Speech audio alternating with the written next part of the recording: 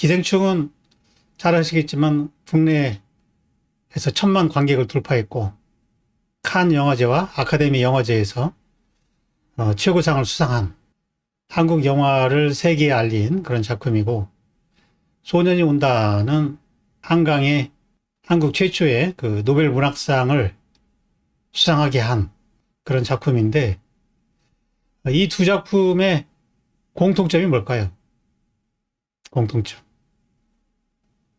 우리가 이제 국제 무대에서 어느 정도 이제 성공을 거둔 예술 작품들을 연구할 필요가 있는 거죠. 거기에 어떤 법칙이 있고 어떤 조건이 있길래 국제적으로 통용이 됐는지 이런 걸 좀 살필 필요가 있는데, 상금을 안 거니까 대답이 없네. 이번에 나온 신간 한 권 사인본으로 드릴게요. 한국의 지역성이나 한국적인 정서, 역사성이 많이 드러난다는 것일까요? 한국적이다. 물론 뭐 우리의 어떤 현실을 토대로 한 거는 사실이지만 그것만 가지고는 안 되겠죠. 사회 불평등, 차별화된 구조적 사회, 포스트 모더니즘, 상품을 거니까 답을 막 던지는데, 이 두 작품의 공통점은 우리 사회의 아름다운 양지가 아니라 어두운 그늘과 이 불편한 진실을 리얼하게 다루고 있다는 거죠. 그래서 우리가 너무 무겁고 불편해서 피하고 싶은, 들춰보고 싶지 않은 그런 현실의 아픔을 우리로 하여금 직면하게 만들고, 그럼으로써 우리가 무감각하게 넘기고 있는 생명이라든지 또는 자유의 소중함을 생각하게 만드는 그런 특징이 있는 거죠. 그러니까 그 예술이 그 현실의 아름답고 행복한 장면을 다룬 게 아니라 불편하고 불쾌한 진실을 파고들고 있다는 거예요. 그 영화나 이 소설에서는 이렇게 추한 현실을 다루는 것에서 비교적 관대하죠. 뭐 그런 게 안 나오면은 뭐 사실 좀 싱겁고 그냥 뭐 이상적인 유토피아만 그려가지고는 재미가 없죠. 우리와 별로 관련도 없어 보이고. 근데 이제 현대 미술에 오면은 대부분의 그 일반인들의 관점은 아직도 미술은 아름다워야 된다는 그런 편견을 강하게 갖고 있다. 일반인뿐만 아니라 상당수의 작가들도 그런 생각을 가지고 작품을 하고 있다는 거죠. 이 현대미술이 어렵다고 말하는 사람들은 대부분이 예술에 대한 정의를, 예술은 아름다워야 된다는 관념을 갖고 있는 것이고요. 그런 시각으로 비엔날레에 가서 작품을 보면은 화가 나는 거는 당연한 일이죠. 왜? 아름답지 못하니까요. 오히려 불편하고 추하게 보이는 작품이 더 유명한 작가이고 세계적인 작가인 경우가 많은 거죠. 그래서 우리가 이제 곤혹스러워 하는 건데, 뭐 얼마 전에 한 유튜브 독자가 댓글을 남긴 내용 중에서 왜 대중들이 비평가나 화가들이 정의한 개념에 따라가야 하는가? 그게 미술의 표준이 될 수 있는가라는 질문을 누가 하셨던데, 비평가나 대가들이 내놓은 모든 작품이 어떤 미술의 표준이 되는 것은 아니죠, 물론. 그러나 그것이 미술의 표준이 될 때는 철저한 예술의 논리에 입각해가지고 검증을 거쳐서 살아남게 되는 거라고요. 결국 살아남는 작품들은 그 당시에 대중들을 만족시킨 그런 작품이 아니라 철저하게 예술의 논리에 입각해가지고 그 시대의 옷을 입고 어떤 양식적 대안이 나올 때 나중에 그것이 표준이 돼서 살아남을 수 있다는 거죠. 그래서 예술이란 무엇인가? 그런 예술의 법칙과 논리를 이해하지 않고서는 우리가 예술을 감상할 수도 없고 창작할 수도 없다는 얘기죠. 그래서 저는 역으로 질문하고 싶어요. 예술의 어떤 고전들과 걸작들을 거기에서 예술의 법칙을 찾아내려고 얼마나 노력을 했는지, 자신의 기준으로 대가들과 걸작들을 객관적으로 평가를 하고 그것들을 역사적으로 자리매김할 수 있는지 그런 기준을 갖고 있어야 되는 거거든요. 그래야 예술을 우리가 논할 수가 있고 그 방향에 맞게 작품을 창작할 수도 있는 거죠. 근데 놀랍게도 작가들마저도 그러한 예술관에 대한 생각이 별로 없이 대충 뭐 지금 유행하는 양식이 뭔가 눈치로 대충 분위기 파악해가지고 가는 경우가 많다는 얘기죠.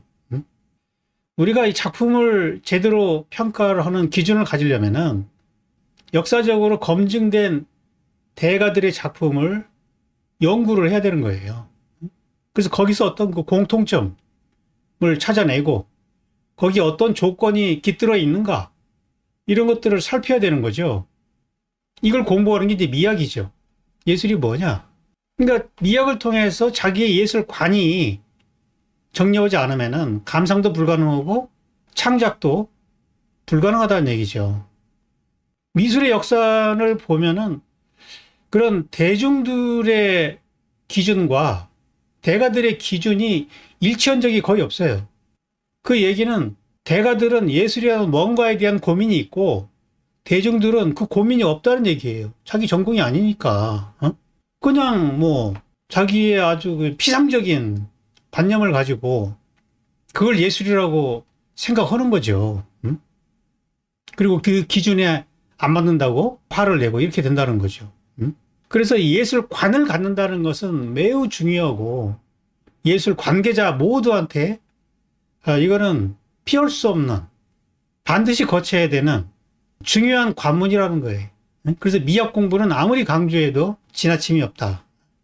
그래서 지난 시간에 우리가 이제 아간벤의 그 예술론을 소개를 했는데 아간벤이 보는 예술이라는 것은 예술가의 실존과 영혼이 담긴 작가의 분신 같은 작품이어야 한다는 거예요. 이게 이제 좋은 작품이라는 얘기예요. 그래서 이제 그런 작품들이 거기에 어떤 영혼이 깃들어 있기 때문에 사람들을 감동시킬 수 있는 것이고 어떤 변화를 만들 수 있는 거죠.